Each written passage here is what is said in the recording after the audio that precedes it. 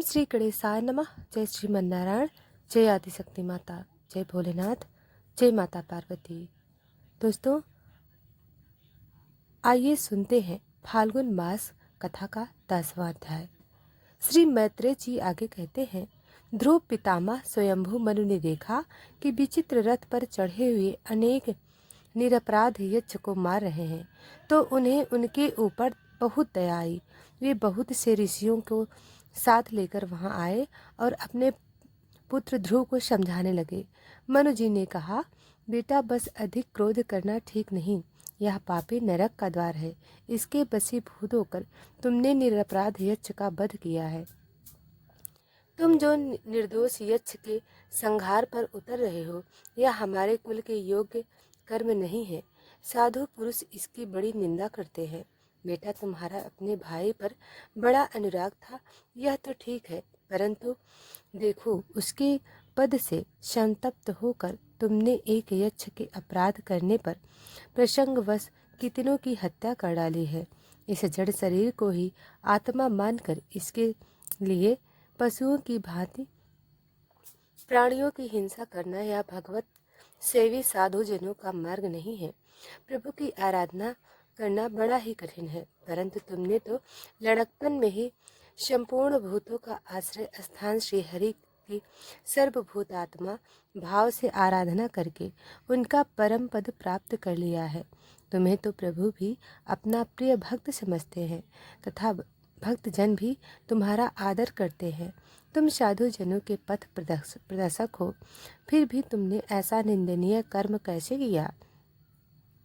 सर्वात्मक तो अपने से बड़े पुरुषों के प्रति सहनशीलता, छोटे के प्रति दया, बराबर वालों के साथ मित्रता और समस्त जीवों के साथ समता का बर्ताव करने से प्रसन्न होते हैं। और प्रभु के प्रसन्न हो जाने पर पुरुष प्राकृतिक गुण और उनकी कार्य रूप लिंग शरीर से छूटकर परमानंद स्वरूप ब्रह्म पद प्राप्त कर लेता है। बेटा ध्रुव, देवी के रूप में परिणित हुए पंचभूतों से स्त्री पुरुष का आविर्भाव होता है और फिर उनके पारस्परिक समागम से दूसरे स्त्री पुरुष उत्पन्न होते हैं। ध्रुव, इस प्रकार भगवान की माया से सत्यवादी गुणों में नूना भाव होने से ही जैसे भूतों द्वारा शरीरों की रचना होती है, वैसे ही उनकी स्थिति और प्रबल भी होते हैं। पुरुष श्रेष्ठ निर्गुण परमात्मा तो इनमें केवल निमित्त मात्र हैं। उसके आशय से यह कारणात्मक जगत उसी प्रकार क्षमता रहता है जैसे चुंबक के आशय से लोहा। काल शक्ति के द्वार क्रमशः सत्यवादी गुणों में शोभ होने से लीला में भगवान की शक्ति सृष्टि आदि के रूप में विभक्त हो जाती है। अतः भगवान अकता होकर भी जगत की रचना करते हैं और संहार करने वाले ना होकर भी इसका संहार करते हैं। सचमुच उन अनंत प्रभु की लीला सर्वथा अचिंतनीय है। ध्रुव के कार्य स्वरूप अव्यय परमात्मा ही स्वयं अंत रहित होकर भी जगत का अंत करने वाले हैं तथा अनादि होकर भी सबके आदि करता हैं। वहीं एक जीव से दूसरे जीव को उत्पन्न कर संसार की सृष्टि करते हैं तथा मृत्यु के द्वारा मरने वाले को भी मरवा कर उसका संहार करते हैं। वे काल भगवान संपूर्ण सृष्टि में समागम से अनुपम, जिसका ना तो कोई मित्र पक्ष है और ना ही शत्रु पक्ष। जैसे वायु के चलने पर धूल उसके साथ साथ उड़ती है, उसी प्रकार समस्त जीव अपने अपने कर्मों के अधीन होकर काल की गति का अनुसरण करते हैं। अपने अपने कर्मानुसार सुख दुख आदि फल भोगते हैं। सर्वप्रथम श्री हरि कर्म बंधन में बंधे हुए जीवों की आयु वृद्धि और क्षय का विधान करते हैं, परंतु वे स्वयं इन दोनों से रहित होकर अपने स्वरूप में स्थित है। राजन, इन परमात्मा को ही मांस लोक कर्म चार्वक स्वभाव वैशाख मता अलंबी काल ज्योतिष देव और काम शास्त्री काम कहते हैं।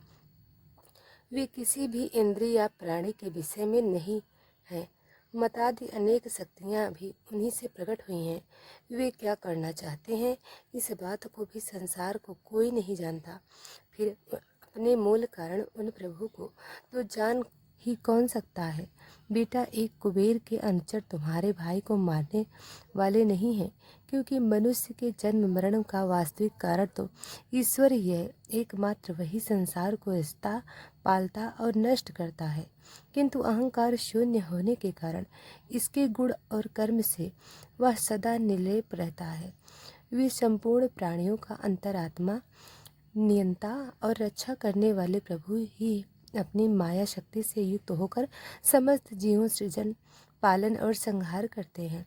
जिस प्रकार नाक में नकेल पड़े हुए बैल अपने मालिक का बोझ ढोते रहते हैं, उसी प्रकार जगत की रचना करने वाले ब्रह्मा देवी माता के वाक बाणों से मर माँ होकर माँ की गोद छोड़कर वन को चले गए थे।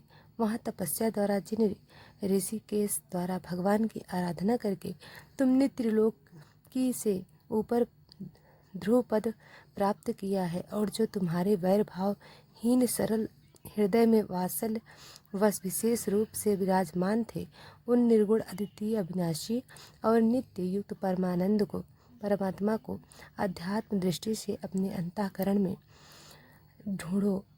उनमें यह भेदभाव में प्रपंच न होने पर भी प्रतीत हो रहा है। ऐसा करने से सर्वशक्ति संपन्न परमानंद स्वरूप सर्वातर्यामी भगवान अनंत में तुम्हारी सुदृढ़ भक्ति होगी, और उसके प्रभाव से तुम मैं मेरेपन के रूप में दृढ़ हुई अविद्या की गांठ को काट डालोगे। राजन, जिस प्रकार औषधि के रोग शांत किया जाता है, उसी प्रकार मैंने तुम्हें जो उपदेश दिया है उस पर विचार करके अपने क्रोध को शांत करो। कल्याण मार्ग का बड़ा ही विरोधी है। भगवान तुम्हारा मंगल करे। क्रोध के वशीभूत हुए पुरुष से सभी लोगों को बड़ा भय होता है।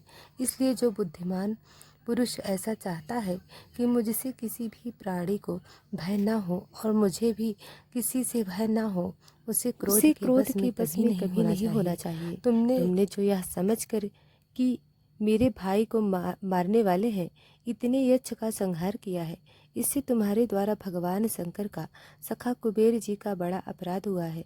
इसलिए बेटा, जब तक कि महापुरुषों का तेज हमारे कुल को आक्रांत नहीं कर लेता, इसके पहले विनम्र भाषण और विनय के द्वारा शीघ्र उन्हें प्रसन्न कर लो। इस प्रकार स्वयंभू मनु ने अपने पत्र ध्रुव को शिक्षा दी। तब ध्रुव जी ने उन्हें प्रणाम किया। इसके पश्चात वे महर्षि हो के सहित अपने लोक को चले गए। तो इसी के साथ यह अध्याय समाप्त हुआ। अब हम आगे कल दूसरा अध्याय सुनाएंगे। तो दोस्तों, वीडियो को लाइक सब्सक्राइब नहीं किया है तो अभी कर लें। धन्यवाद।